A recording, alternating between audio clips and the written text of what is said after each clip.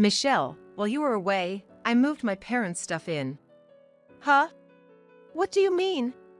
While I was on vacation, Bob, without permission, brought his parents' moving boxes into our home. To make matters worse, Bob did something unthinkable to me. Don't come back. Bob clearly didn't want me to return home. This house has always been our family home, but now Bob wants to live here with his parents and kick me out. However, having already anticipated being kicked out by Bob, I retorted nonchalantly. Alrighty then. Guess I'll move out on my own. Taking advice from my father, I took certain measures. Firstly, I emailed someone and had planned meticulously. I then returned to New York with my father.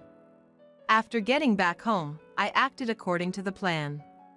Bob, who had been relaxed thinking he'd live comfortably with his parents, was taken aback by this unexpected turn of events. The plan I made with my father was: my name is Michelle Smith. I'm a 45-year-old nutritionist working in a hospital. I was supposed to take over my father's business, but inheriting my mother's love for cooking, I became a nutritionist. Unfortunately, my beloved mom passed away before I graduated from college. After that, my dad started working overseas, and I sold the family house and moved to an apartment. Ever since I was a child, being quite plain-looking, I went unnoticed wherever I went. On top of that, I went to an all-girls school from middle school through college, so I never really had the chance to meet men. Up until then, I never had a boyfriend. However, my friend, blessed to meet someone special somewhere, got married after we graduated from college. At her wedding, I met Bob, who is 3 years older than me and, by the looks of it, quite a catch. He was a friend of the groom and looked like the kind of guy who was popular with the ladies. Maybe I was just lucky, but it turned out he had just broken up with his girlfriend. His ex was a nurse, and they seemed to have broken up due to her night shifts and their mismatched schedules. When I mentioned I was a nutritionist and didn't have many early mornings or weekend duties, he seemed genuinely pleased. However, at that time, I was busy studying for my exam during my free days. Even with my busy schedule, he'd send sweet messages like, "I know it's hard not seeing each other, but keep up the good work studying." He was such a kind soul. Being around him, I felt a sense of destiny and began to think, once I pass, I want to marry him. Then came the day of the exam results. Upon learning I passed, he invited me out that night to celebrate, saying, "Congratulations! Look! I want you to have this, if you'll accept it." He handed me what was unmistakably an engagement ring. Right then and there, he proposed.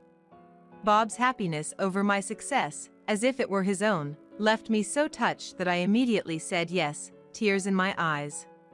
And so, our married life began.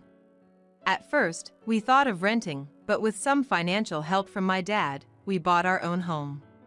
I thought every day from then on would be filled with happiness, but that wasn't to be.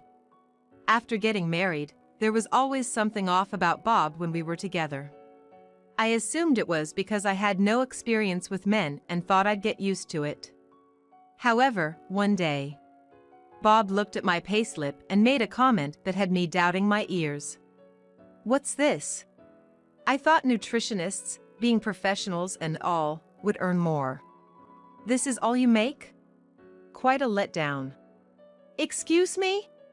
I've just started working, and since we're both earning, isn't $5,000 a month from me just fine?" His comment left a bad taste in my mouth. It's not that I got married to be supported, but having my salary criticized wasn't pleasant. To add insult to injury, Bob began to belittle my earnings further. "Man, I feel duped. If I'd known you earned so little, I would have asked before we got married.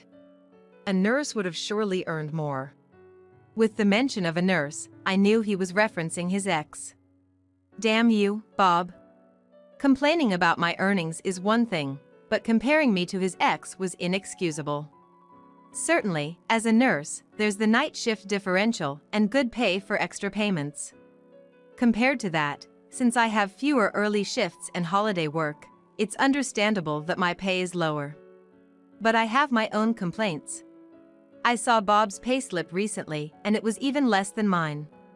Yet, I thought that combining both our incomes, we wouldn't struggle financially, so I said nothing. I tried to put it gently to not hurt Bob's pride. Well, Bob, it seems like you have it tough too, so you were kind of hoping my payslip would be a bit more substantial, right? Sorry, I couldn't meet your expectations. Yeah. I work for a small business and make very little, so I was hoping for financial stability by marrying a professional woman like you. I was just trying to cheer him up with some playful remarks, never expecting Bob to take it so seriously. Before we got married, he used to say he was glad that I had a regular working schedule. But now, it's like he's done a complete turnaround, complaining about my low income. I wonder where else in the world there are men who expect their wives to earn more than they do. I was simply astounded by Bob's lack of ambition. The moment he found out about my earnings, he began looking down on me. Yet, he can't resist buying what he wants immediately without any restraint. Even when I suggest we save a bit more, he doesn't want to hear it. I've always gotten whatever I wanted from my parents since I was a kid. You can't just expect me to change my views on money overnight. To Bob's childish remarks, I was at a loss for words. At his age, being spoiled by parents is hardly an excuse, isn't it? A year after our marriage, we were blessed with a baby boy. I hoped that becoming a father might change Bob, but his spending habits remained unchanged. He always spends his entire paycheck. If he's short, he sneaks into my wallet and takes money. While I was juggling work and raising our son, Kenny, Bob barely helped with the child rearing. Years flew by with us facing such challenges, and this year, Kenny is preparing for college admissions. With all the hard work in managing our finances, it seems we can just about manage to send him to college. Kenny, understanding our tight budget, said he'd try for a public university, studying day and night. Yet, Bob, his father, came up with an outrageous idea. I bought a new car last year, so the loan payments are tough. Plus, Kenny's college admissions, right? So, I thought of selling my parents' house and having them move in with us. Hey! What are you talking about? We can't just suddenly start living with them. Why is that, Michelle? Our parents should get along with you, right?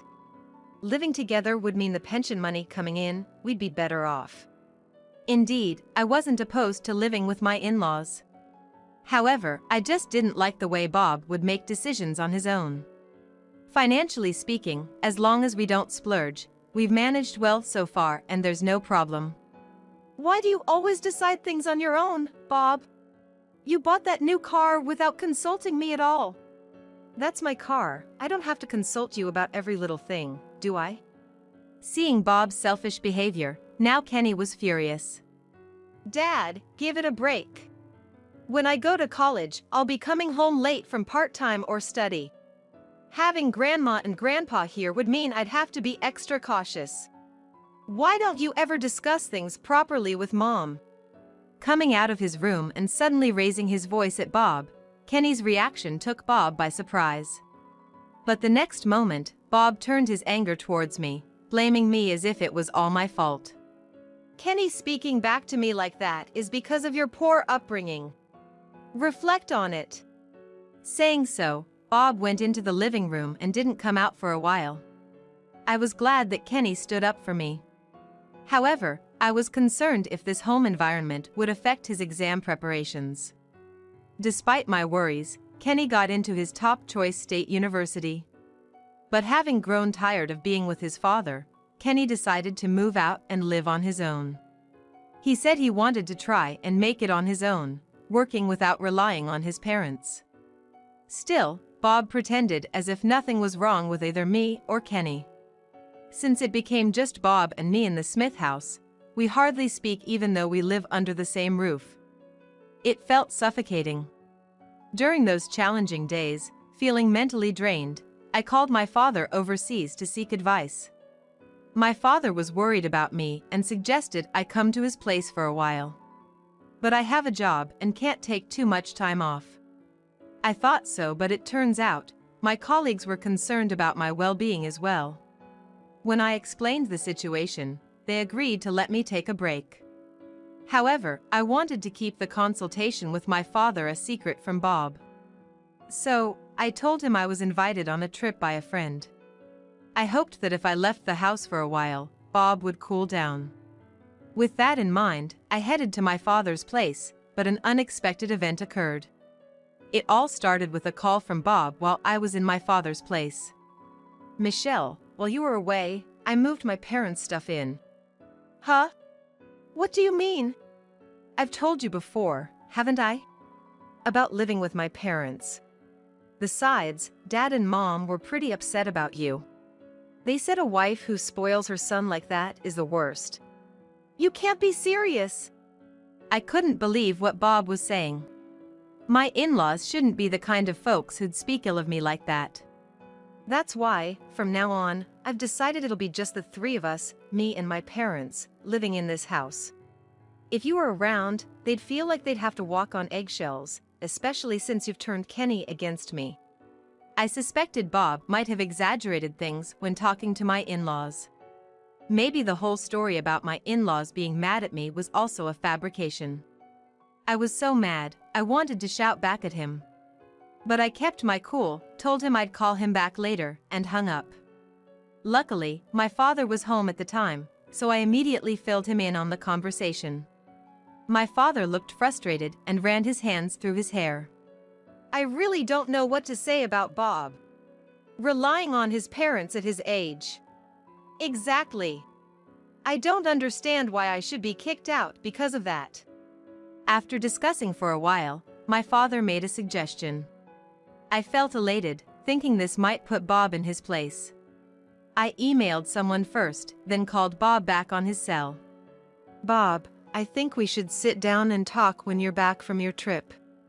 I tried to sound calm, but Bob responded with a chuckle in his voice. "You're not coming back." Following my dad's advice, Bob made it clear that he didn't want me to come home anymore. Having anticipated this, I quickly snapped back at him. "Alrighty then. Guess I'll move out on my own." "Excuse me?" Perhaps taken aback by my unexpected response, Bob let out a voice of genuine surprise. But he seemed to think I was just bluffing, as he quickly laughed and retorted. "Where exactly are you planning on moving? You don't even have a place to go." "Oh, I'm already there." "What are you talking about? You're on a trip with friends. Wait, you're not with some guy, are you?" Now it seemed he was implying that I might be with another man, so I decided it was time to set the record straight. "A man?" "Well, yes. But it's just my dad." "Oh, you're with your dad?" Bob sounded relieved. "But he's in for another surprise. My dad's currently living in a condo overseas, so I decided to stay with him. That's why we're gonna sell the house we lived in." "What? What do you mean by that?" "You knew, didn't you? That house was built under my dad's name for us. If I'm not living there, he says he's gonna sell it." "What? Mom and Dad are here right now. What are you thinking?" "That's what I was saying. We can't discuss this over the phone." Bob, probably realizing the gravity of the situation, just hung up without saying another word. He probably can't imagine the drama that's awaiting him when I return to New York. A week later, my father and I returned to New York and arrived at the house where Bob was living with his parents. My in-laws greeted us with smiles at the entrance. "Oh, it's Michelle's father. It's been a while." "Yes, indeed. Due to work, I rarely get the chance to visit New York. I'm truly grateful for all the care you've shown Michelle." As my father exchanged pleasantries, Bob sheepishly emerged from behind them. From his nervous demeanor, I gathered he hadn't told my in-laws about selling the house yet. All Bob did was bow his head in embarrassment. "Bob, the movers are coming to pick up our stuff today. Did you pack everything up?" "Yeah, I've packed all of your stuff." "Oh? They're not just here for my things." "What? My stuff needs to be out today too. Bob's loud, surprised exclamation caught my father-in-law's attention. What's going on, Bob? Why are you moving your stuff too? Bob awkwardly looked towards my father-in-law and nervously began to explain the situation. Suddenly, my father-in-law became furious and began yelling at Bob. You lied to me. I heard that this house was bought under your name with a loan. Thinking we could chip in, we decided to move in with you. You've embarrassed us. I won't forgive this. Bob looked utterly defeated, as if he had been struck by lightning, by my father-in-law's booming voice. Just then, a moving company's truck arrived. After they finished moving my stuff out, my mother-in-law came out from the back of the house to handle the movers. Thank you for your hard work. Our stuff is right here, so please go ahead and move it. My mother-in-law had already neatly packed everything from around the house, including Bob's belongings. Bob was left in shock at my mother-in-law's actions. Mom, what are you doing? Where are you planning to take even Dad's stuff? Seeing Bob question my mother-in-law with wide eyes, all of us burst into laughter. You got tricked, Bob. Huh? Why is everyone laughing all of a sudden? Yes, actually, all of us present had previously planned to trick Bob. The first person I had contacted from overseas by email was my mother-in-law. My mother-in-law had always been concerned about the tired look on my face. Having been asked about it many times, I told my mother-in-law everything about Bob. Especially about how he blamed his extravagant behavior on being spoiled by his parents. At that story, my mother-in-law was shocked. And then, she broke down in tears in front of me, apologizing for the way she raised him, making me feel really awkward. But, the fact that Bob was wasting money wasn't really my mother-in-law's fault. While I tried to comfort her, saying so, the bond between my mother-in-law and me deepened. And now, for me, who didn't have a mother, my mother-in-law had truly become someone I could confide in about anything.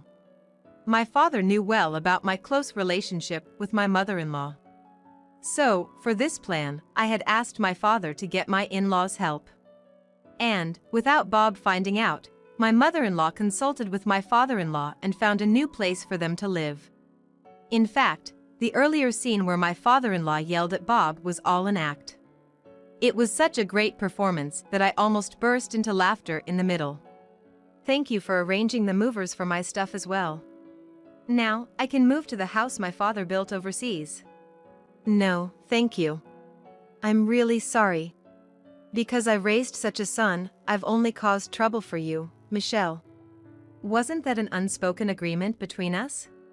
My mother-in-law and I shared a laugh over that comment. Bob seemed taken aback. He had no idea I was so close with my in-laws. His face was a picture of confusion. Mom, where are we gonna move to now? We already sold our old family home. We already arranged a new place for us.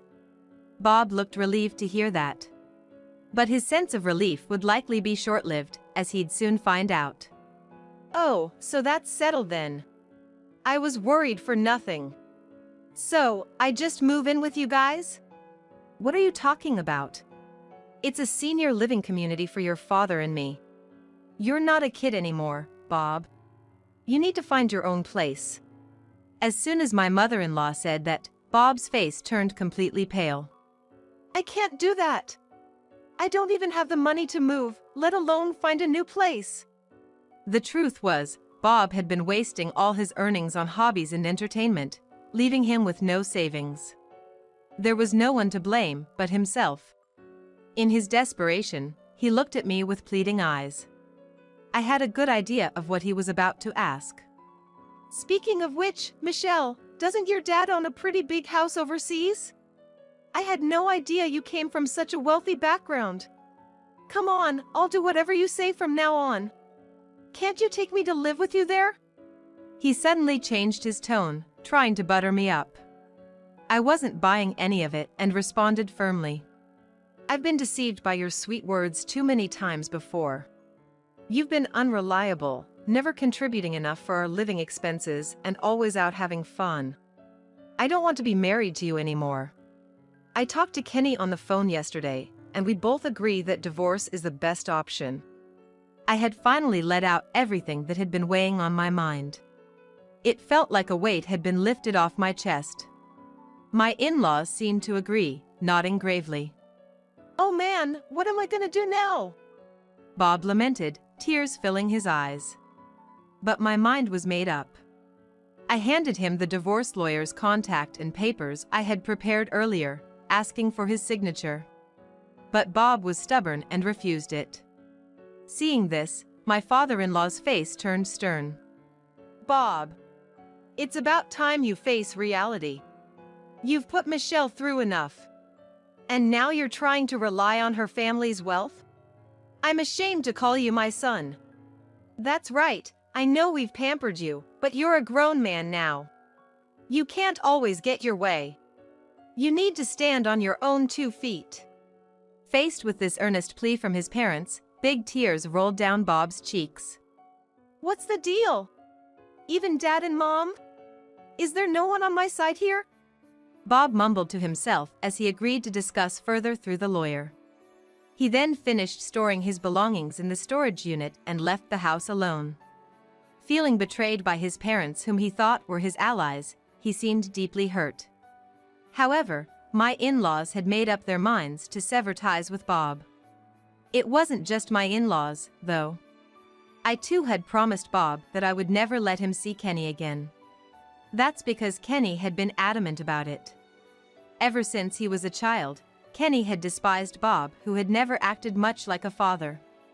So, when we decided to divorce, Kenny told me he wanted to cut ties with his father too. I believed it was for the best for Kenny.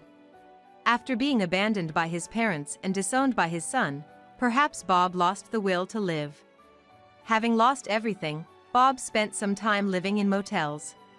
But after he got paid, it seems he managed to move to a small apartment. During the divorce, I did give Bob some money as part of our shared assets. Technically, he didn't really deserve much, but I was well off and gave him some money to avoid any financial disputes later on. In other words, it was sort of a severance pay. However, as soon as Bob had a little financial stability, he seemed to get into singles mixers and city social events. Why do I know this? Because Bob messaged me saying, "Gonna find a well-off woman and show me up." In the beginning, right after being alone, Bob would just message saying he was lonely. But once he had money, his attitude changed. Time passed, and suddenly, I stopped hearing from Bob. I thought he might have found a new girlfriend, but it seems the situation was far more severe. According to my former in-laws, it appears Bob fell head over heels for a nurse he met at one of the mixers. However, despite her not being interested at all, Bob kept pursuing her relentlessly. At its worst, he even showed up at her apartment unannounced. As a result of his persistent stalking, she reported him and he was arrested on the spot. They thought they had finally severed ties with their son, were now overwhelmed with his mess, which was truly unfortunate. Being a parent is tough. No matter how much you want to let go, you're still responsible when things go south. Despite causing so much trouble for his parents, Bob still hasn't learned his lesson. Throughout the interrogation, he kept insisting it was true love. As a result, it seems he's deemed unrepentant and isn't getting released anytime soon. Well, maybe it's best for a guy like that to cool his heels in prison for a while. It's one thing when you're young, but a penniless man nearing 50 clinging to such ideals is just gonna be a nuisance. And now, I'm living a luxurious life in a condo with my father. I'm still getting used to this new environment, so I'm not working yet. However, I can't be without a job forever, so I'm attending a local conversation classes. Once I get a good grasp of the language, I plan to help out at my father's company. Time flew by and Kenny graduated from college. He moved to here around the same time and started working at my father's company. Turns out, my father always intended to have Kenny as his successor and had invited him here. I missed Kenny so much these past 4 years, but now we can live together forever. Thinking of this makes me so happy. Now, having become fairly familiar with the place, I assist my father at his company and also work as an instructor at a local American cooking class on the side. Since it's a unique class, now a bit famous in the area, so I have lots of students. Being one of the few American instructors here, I'm quite popular among my students. Even though my marriage didn't work out, my life here is very fulfilling now. Even though I'm in my mid-40s, I'd say I'm in the perfect environment to enjoy life to the fullest. I've decided to forget about my past where I was plain and not very popular, and to live life positively from now on. After all, I have a long way to go. I'm sure my mother in heaven is watching over me.